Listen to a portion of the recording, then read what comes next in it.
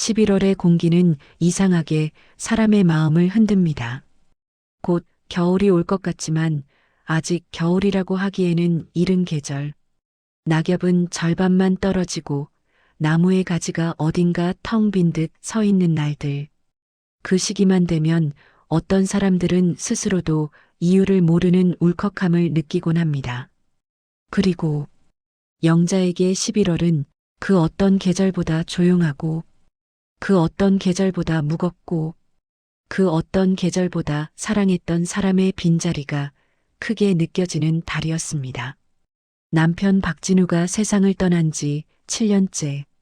하지만 그녀에게 그 7년은 마치 겨울철 냉동 창고에 넣어둔 시간처럼 얼음장처럼 차갑게 굳어있는 최근의 기억이었습니다.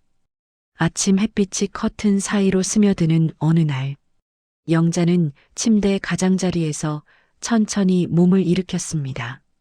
보통 사람이라면 그저 평범한 아침이겠지만 영자에게는 그날이 다가오는 아침이라는 사실만으로도 심장이 조금씩 무거워지곤 했습니다. 탁자 위 곱게 놓여있는 우드 프레임의 달력. 그녀는 의자에 앉아 달력을 넘겼습니다. 원래라면 숫자들이 아무 의미 없는데 단 한 숫자만은 그녀에게는 작은 비수처럼 느껴졌습니다. 11월 12일, 남편의 기일. 영자는 달력을 바라보다 아주 작게 말했다. 영자 속삭이듯. 여보, 올해도 그날이 오네요. 창문을 여니 11월의 바람이 집 안으로 스며들었다. 살짝 차갑고 어딘가 비어있는 느낌의 바람. 남편이 살아있을 때라면 꼭 뒤에서 감 캐치콜드유라고 농담 섞어 말하며 자기 옷을 벗어 어깨에 살포시 올려주던 그 사람. 그 사람이 사라진 뒤 영자는 더는 추워졌다는 표현을 잘 쓰지 않았다. 추위라는 건 몸으로 느끼는 게 아니라 사랑이 사라진 자리에서 생기는 마음의 온도라는 걸 알게 되었기 때문이다. 그녀는 커피포트를 올렸다. 물 끓는 소리가 서서히 공기를 데우는 동안 영자가 주방 한쪽에 걸어둔 남편의 사진을 바라보았다. 박진우, 따뜻한 눈, 언제나 적당히 힘이 들어간 미소, 말수가 많지 않지만 한마디 할 때마다 사람을 다독여주는 톤의 목소리. 사람은 죽으면 사진 속에 멈춰버린다고들 말한다. 하지만 영자는 그 말을 절반만 믿는다. 어떤 사람은 사진 속보다 더 크게 마음속에서 살아 움직이고 어떤 날에는 사진보다 더 생생하게 기억 속에서 걸어 나오는 사람도 있다. 진우는 그런 사람이었다. 물 끓는 소리, 스르륵 올라오는 김, 그 소리 뒤로 남편의 목소리가 겹쳐오는 것만 같은 착각. 여보, 커피 너무 진하면 속 쓰려요. 영자는 젖은 눈을 한번 감았다가 힘겹게 떴다. 그 말투, 그 느낌.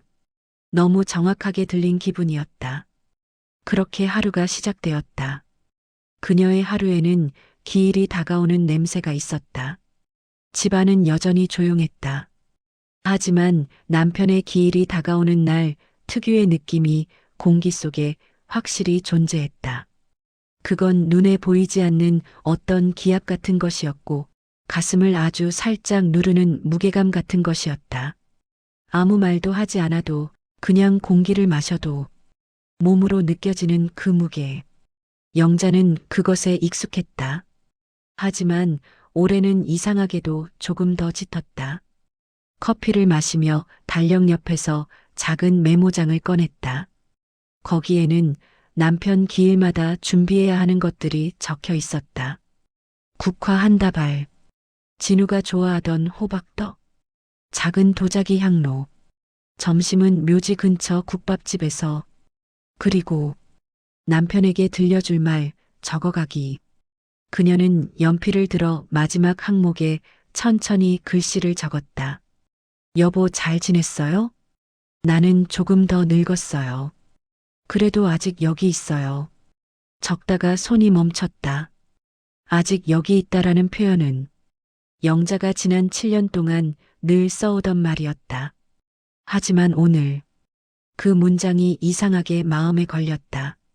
왜인지 모르게 그 문장을 읽는 순간 그녀의 손끝이 떨렸다. 그녀는 스스로도 이유를 설명할 수 없었다. 그냥 올해는 뭔가가 다르게 느껴졌다. 며칠 전부터 그녀의 마음속에는 작은 금이 생겨 있었다. 그 금은 아주 작은 균열에 불과했지만 예감이라는 이름으로 속삭이며 점점 커지고 있었다. 영자는 며칠째 제대로 잠을 이루지 못했다. 잠을 자려고 누워도 마치 누군가 옆에서 계속 말하는 듯한 느낌. 여보, 여보, 이번에는 안 돼. 판단할 수 없는 흐릿한 목소리. 그 음성은 새벽에 더 또렷했고, 낮이 되면 희미해졌고, 밤이 되면 다시 살아났다.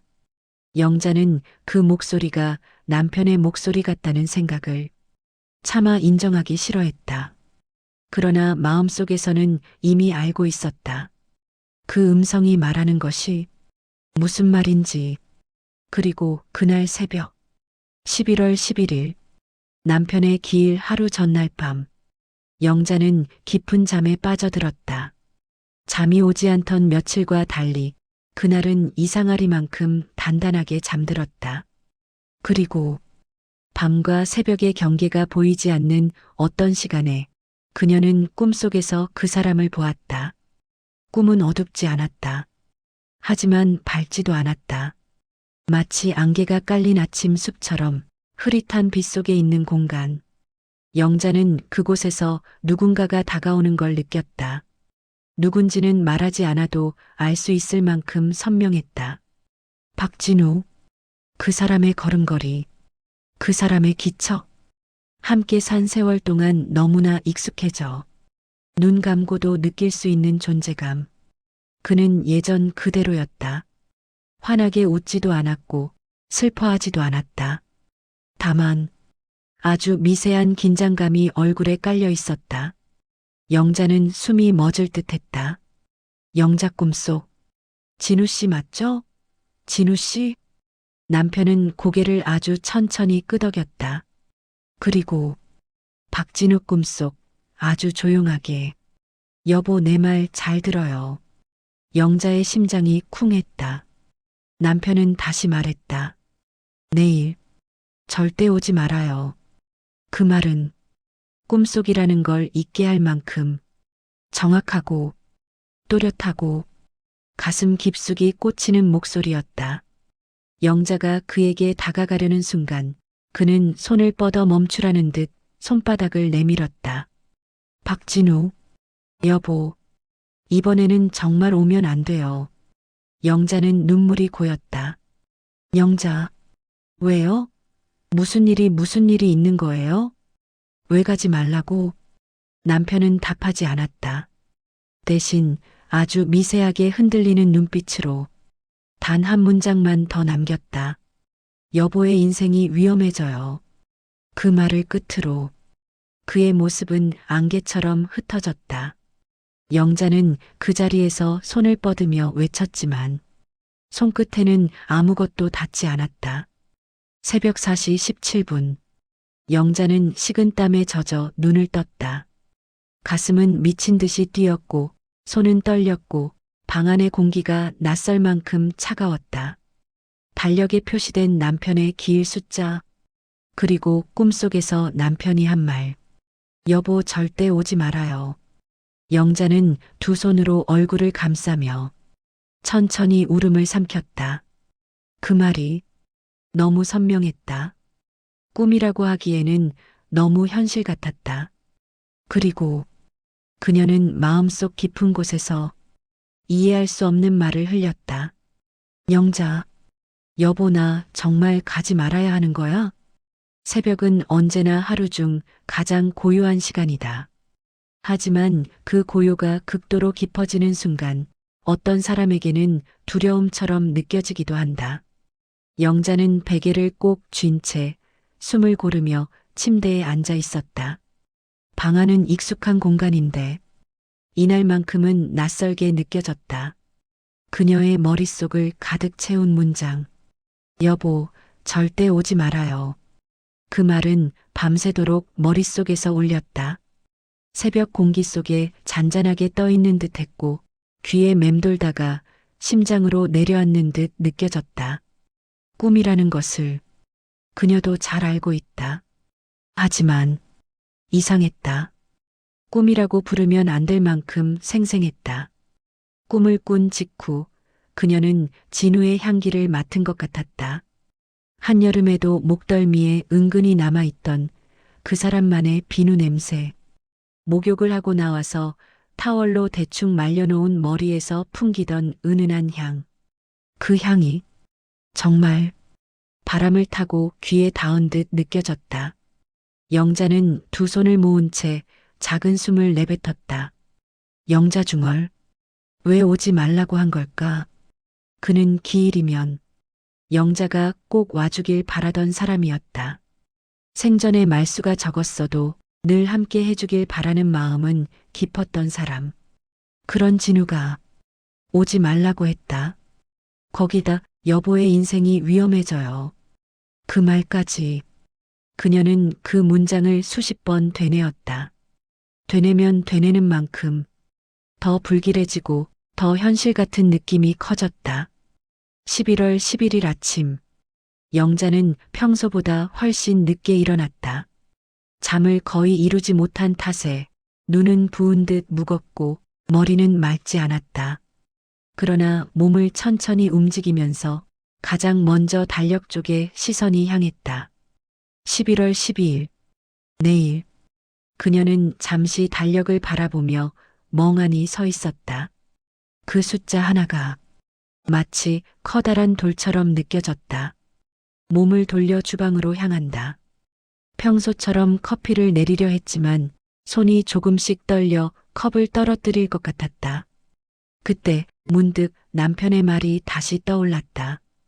여보, 절대 오지 말아요. 커피 포트를 내려놓았다.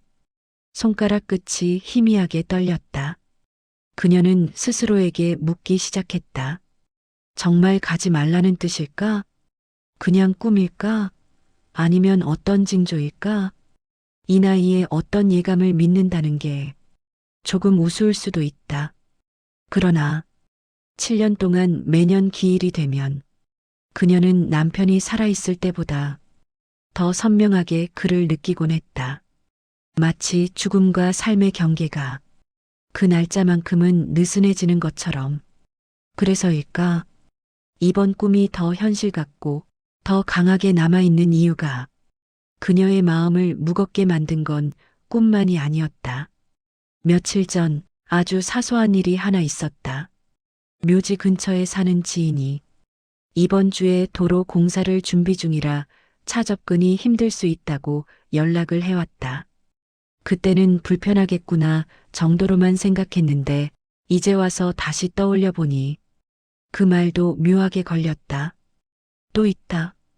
지난주에는 남편 묘지 근처에서 작은 사고가 있었다는 지역 소문도 들렸다.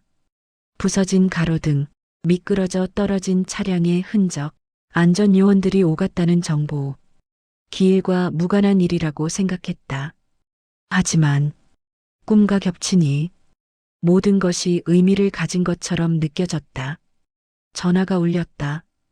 오전 10시쯤 거실 탁자 위에 놓아둔 휴대폰이 울렸다. 영자는 천천히 다가가 화면을 확인했다. 아들 민호였다. 영자, 민호야? 민호. 엄마, 내일 아침에 내가 모시고 갈게. 혼자 가지 마시고. 영자는 가슴이 철렁했다. 그녀는 순간적으로 가지 말라라는 말을 내뱉고 싶었지만 아들이 걱정할까봐 삼켰다. 영자, 아냐. 엄마는 늘 혼자 갔는데 뭐. 내일도 바쁘잖아. 민호, 그래도 아버지 기일인데. 올해는 같이 가자. 영자는 말끝을 흐렸다. 아들의 착한 마음을 잘 안다. 하지만 남편의 말이 계속 머릿속을 울렸다. 여보, 절대 오지 말아요. 심장은 계속 요동쳤다. 영자, 아니야, 민호야, 올해는 엄마 혼자 있게 해줘. 아들은 의아했지만 더 묻지 않았다. 그날 오후 그녀는 남편의 유품을 꺼냈다. 하루 종일 흔들리는 마음을 진정시키지 못한 채 영자는 결국 방문을 열고 오랫동안 손대지 않던 작은 상자를 꺼냈다. 그 상자 안에는 남편이 살아있을 때 쓰던 것들이 고스란히 담겨 있었다. 오래된 검정 지갑, 바랜 체크 손수건, 약간 긁힌 모서리의 안경, 회사에서 쓰던 명함 한 묶음, 그리고 마지막으로 남겨진 일기장. 영자는 일기장을 천천히 열었다. 남편은 말수가 적었지만 생각과 마음을 정리할 때는 조용히 글을 쓰는 사람이었다. 책장을 넘길수록 영자는 손끝이 떨렸다. 그리고 일기장의 한 페이지에서 손이 멈췄다. 거기에는 진우가 세상을 떠나기 3주 전의 글이 적혀 있었다. 영자에게만은 어떤 위험도 가게 하고 싶지 않다. 짧은 문장이었다. 하지만 깊고 무겁고 어떤 결심이 묻어나는 문장이었다. 영자는 떨리는 목소리로 혼잣말했다. 영자, 진우 씨 무슨 말을 하려던 거예요? 그 문장은 아무 설명도 없었다. 하지만 그날 꿈에서 들은 말과 겹쳐지고 이유 모를 불안과 겹쳐져 하나의 징조처럼 느껴졌다. 저녁이 되자 바람이 갑자기 거칠어졌다. 해가 지고 나서 11월의 칼바람이 유난히 세게 창문을 두드렸다. 커튼이 살짝 흔들릴 때마다 영자는 마치 누군가가 창문 바깥에서 말없이 그녀를 지켜보는 느낌을 받았다. 거실 조명 아래 남편 사진이 반사된 유리 표면에 희미하게 빛이 걸렸다. 그 빛은 그의 눈이 깜빡인 것처럼 보여 영자의 심장을 다시 요동치게 했다. 그녀는 조명 아래 사진을 바라보며 아주 작게 중얼거렸다. 영자, 정말 가지 말라는 거예요? 진우 씨가 말한 그 위험이 정말 있는 거예요? 창밖에서는 바람이 세차게 불어 나뭇가지를 흔들었다. 그 소리가 누군가 문을 두드리는 소리처럼 울렸다. 집안은 조용했지만 정막이 더 깊은 공포를 불러왔다. 영자는 스스로에게 물었다. 내가 미친 걸까? 아니면 나한테 정말 무슨 일이 생기려는 걸까? 답이 없었다. 하지만 마음속 어딘가에서 아주 작고 낮은 목소리가 들려왔다. 가면 안 돼. 정말 가면 안 돼. 그 목소리는 남편의 목소리였다. 밤 11시 마지막 고민. 침대에 다시 누웠지만 그녀는 쉽게 눈을 감지 못했다. 기일에 가는 것은 남편과의 약속 같은 것이었다. 7년 동안 단 한 번도 빠진 적이 없었다. 그런데 이번에는 남편이 직접 나타나 오지 말라고 했다. 그 말이 잊히지 않았다. 아무리 생각해도 그 말은 이상한 꿈으로 치부하기엔 너무 뚜렷했다. 아주 깊은 혼란 속에서 영자는 베개를 품으며 작은 목소리로 말한다. 영자, 여보, 당신이 지켜주려고 한 건가요? 아니면 내가 오면 당신이 괴로운 걸까요? 그녀는 잠들기 직전 마지막으로 남편의 사진을 바라봤다. 그리고 사진 속 남편이 살짝 미소를 짓는 것 같았다. 영자는 눈을 감으며 나직하게 말했다. 영자, 알았어요. 내일 정말 가지 말아야 하는 걸까요? 당신이 말한 대로 그 질문에 대한 대답은 아직 없었다. 그러나 그날 밤 영자는 묘하게 편안한 잠에 빠져들었다. 마치 누군가가 지켜주는 듯한 느낌과 함께 새벽 공기는 유난히 차가웠다. 나는 두 손을 가만히 무릎 위에 올려두고 창밖의 풍경을 바라보고 있었다. 겨울이 끝나갈 무렵하지만 바람에는 아직 얼음기가 남아 있었다. 눈은 이미 다 녹았지만 나무의 가지들은 아직 완전히 봄을 맞을 준비가 되어 보이지 않았다. 남편이 꿈속에서 했던 말이 다시 귓가에 울렸다. 여보, 절대 오지 말아요. 단 한 문장이었지만 그 말은 내 일상 전체를 묶어두는 밧줄처럼 존재했다. 도대체 그 말의 의미는 무엇이었을까? 단순한 꿈이었다면 이렇게까지 가슴이 저릴 필요가 없었을 것이다. 하지만 그날 남편이 없던 시간 동안 벌어지고 있었던 사고를 알고 난 뒤 나는 더 이상 꿈을 단순한 꿈으로 치부할 수 없게 되었다. 나는 그저 남편의 기일에 맞춰 묘지에 가려 했을 뿐이다.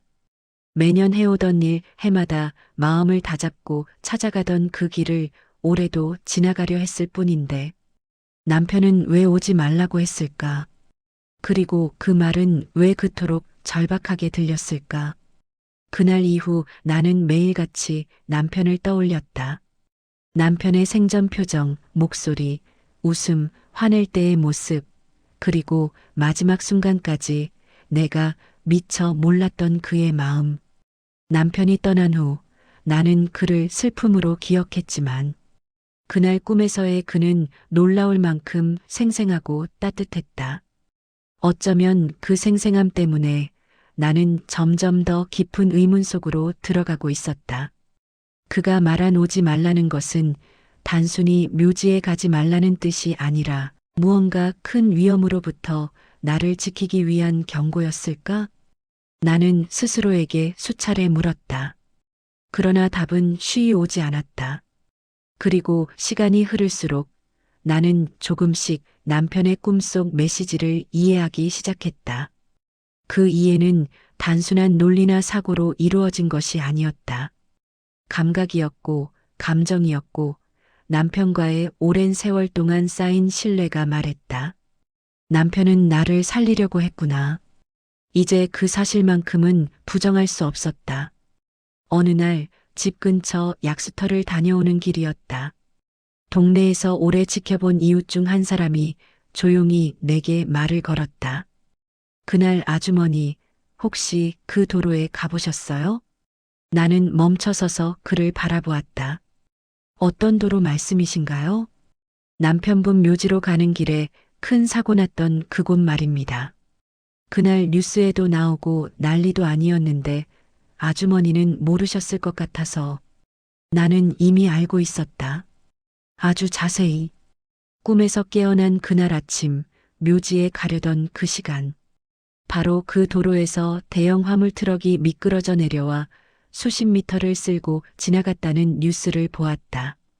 동네 사람은 내 표정을 읽었는지 약간 목소리를 낮추며 덧붙였다. 시간이 딱 남편분 기일에 묘지 가시는 그 시간 되더라고요. 정말 기적 같았어요. 나는 오늘따라 그 말이 새롭게 들렸다. 기적? 정말 기적일까? 아니면 남편이 만든 기적일까? 나는 고개를 숙이고 가만히 들었던 보온병을 더 꽉 쥐었다. 그는 조심스레 내 어깨에 손을 얹고 말했다. 아주머니 가끔은 떠난 분들이 우리를 지키러 오는 것 같아요. 그 말은 어쩌면 단순히 위로를 건네는 한마디였을지도 모른다. 하지만 내게는 그 무엇보다도 절절한 현실이었다. 그날 이후 나는 묘지를 찾는 대신 남편의 흔적을 찾기 시작했다. 남편의 기일을 지나고도 한참이 지난 날 나는 남편의 유품을 한 번 더 정리하려 책장 앞에 앉았다. 이미 3년이 지났으니 더는 울지 않으며 정리할 수 있을 줄 알았다. 하지만 책장의 서랍을 열자마자 나는 멈칫했다. 낡은 일기장, 남편이 생전 썼던 메모들, 그리고 무엇보다도 내가 한 번도 본 적 없는 봉투 하나. 흰 봉투에는 남편의 필체가 선명했다. 여보에게, 혹시 내가 먼저 세상을 떠난다면 이 편지를 꼭 읽어줘요. 손끝이 떨렸다. 나는 천천히 봉투를 뜯었다. 그 안에는 길게 적힌 편지 한 장과 작은 종이가 몇 개 들어 있었다. 편지를 펼쳤다. 여보, 내가 이 글을 쓴다는 건 아마 건강이 더 나빠졌다는 뜻이겠죠. 나는 편지를 읽다가 가슴이 저릿해졌다. 남편의 병은 이미 오래된 것이었지만 이렇게 편지까지 쓰고 있었다는 것을 나는 전혀 알지 못했다. 혹시라도 당신이 내 길마다 무리해서 먼 길 오지 않기를 바랍니다. 난 당신이 위험한 길을 홀로 걸어가는 걸 상상하는 것만으로도 마음이 아파요. 나는 숨을 삼켰다. 나는 떠나도 당신은 계속 살아야 하니까요. 당신의 길은 내가 지켜야 할 마지막 남은 약속입니다. 눈앞이 흐려졌다. 편지를 들고 있는 손이 떨렸다. 그리고 혹시라도 위험한 날이 있다면 나는 분명 꿈에서라도 알려주러 갈 겁니다. 그러니까 여보, 내 말을 믿고 제발 살아줘요. 나는 그 자리에서 울음을 터뜨렸다. 그날 남편이 꿈에서 했던 말이 다시 들렸다. 여보, 절대 오지 말아요. 그 말은 꿈이 아니라 남편이 남겨둔 마지막 약속이었다. 편지를 다시 접어 조심스레 봉투에 넣었다. 남편은 떠나기 전에 이미 알고 있었던 것이다. 나의 성격도, 나의 습관도, 내가 어떻게 남편을 기억하려 할지도, 그리고 혹시라도 위험한 날이면 내가 기어코 그곳에 가려 하리라는 것도, 남편은 그 모든 것을 미리 알고 있었다. 그래서 꿈에서 말했다. 오지 마요. 당신은 살아야 해요. 나는 남편의 목소리를 다시 마음속에서 들었다.